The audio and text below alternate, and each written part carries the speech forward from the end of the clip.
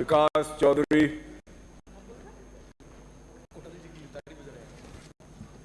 धन्यवाद सभापति महोदय। आज लोकायुक्त प्रतिवेदन पर मुझे बोलने का अवसर प्रदान किया, उसके लिए मैं आपका आभार प्रकट करता हूं। माननीय सभापति महोदय, मैं सदन को बताना चाहता हूं कि देश में भ्रष्टाचार के विरुद्ध जिस प्रकार से 2011 में एंटी करप्शन मूवमेंट मेरे सामने वाले लोगों द्वारा चलाया गया, सशक्त लोकपाल और राज्यों में लोकायुक्त की मांग की गई।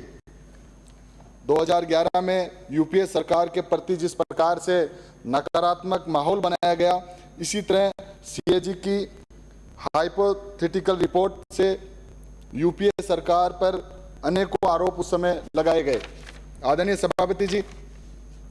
लेकिन बीजेपी ने केवल सत्ता प्राप्त करके उन वादों को वो भूल गई।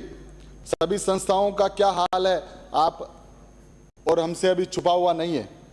आज पूरा देश जानता है कि सीबीआई, ईडी का दुरुपयोग, इन संवैधानिक संस्थाओं को कमजोर करने का कार्य लगातार केंद्र में बैठी सरकार कर रही है। इसी प्रकार भाजपा ने केंद्र में लोकपाल को बिना पढ़े देखने का अभ्यास करें। लोकपाल को आदरणीय सभापति जी बोलने का लोकपाल को अभ्यास करें। लोकपाल को भारतीय जनता पार्टी ने केवल मालिक का तोता बना के रखा है। समय पर लोकपाल की नियुक्ति नहीं करना, केवल लोकपाल को नाम मात्र की संस्था बना दिया गया है। आदरणीय सभापति जी, आज देश में पिछले 10 वर्षों में पॉलिटिकल करप्शन, जुडिशियल करप्शन, शांत रहे एक second, judicial corruption, corporate corruption, आपको ठीक लगता है?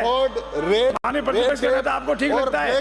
बड़े लोकपाल को कुत्ता बना के रखा है, ब्लैक मनी बढ़ी है। आदरणीय अध्यक्ष महोदय, पिछले 10 वर्षों में political corruption, judicial corruption, corporate corruption, electoral fraud, red tape और ब्लैक मनी बढ़ा है। लेकिन नागरिकों के हितों की रक्षा के लिए लोकपाल और लोकायुक्त जैसी संस्थाएं मौन है।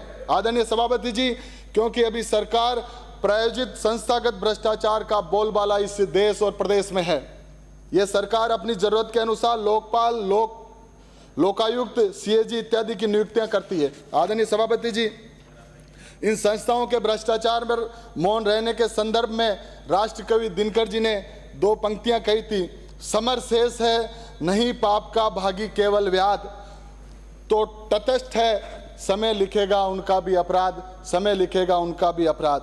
और आज जिस प्रकार से सरकार का रवैया है, हमारे जैन मुनि जो किशनगढ़ में चतुर्मास के लिए आए हुए हैं, उनको धरने में बैठना पड़ रहा है। जैन समाज जो जैन समाज जी सरकार पे बोल रहा हूँ, जो जैन समाज सरकार पे नहीं, जो जैन समाज मेहनत की रोटी खाता है, आज उनको सड़कों पे इसलिए बैठना पड़ रहा है कि सरकार और प्रशासन उनकी सुन नहीं रहा है। आदरणीय सभापति जी, मैंने पॉइंट ऑफ इंफॉर्मेशन पे 2 बात कही, आदरणीय अध्यक्ष जी ने मुझे कहने का मौका नहीं दिया। लेकिन मैं बताना चाहता हूं जिस प्रकार से किशनगढ़ की एसडीएम लालाराम मेघवाल, किशनगढ़ के अधिकारियों के द्वारा जो रवैया हमारे जैन समाज के बंधुओं के प्रति किया गया, आज हमारे साधु संतों को वहां बैठना पड़ रहा है, इससे शर्मनाक हो नहीं सकता। प्रतिपक्ष के नेता बोलेंगे उन्हें सुनना। आदरणीय अध्यक्ष लालाराम। माननीय सभापति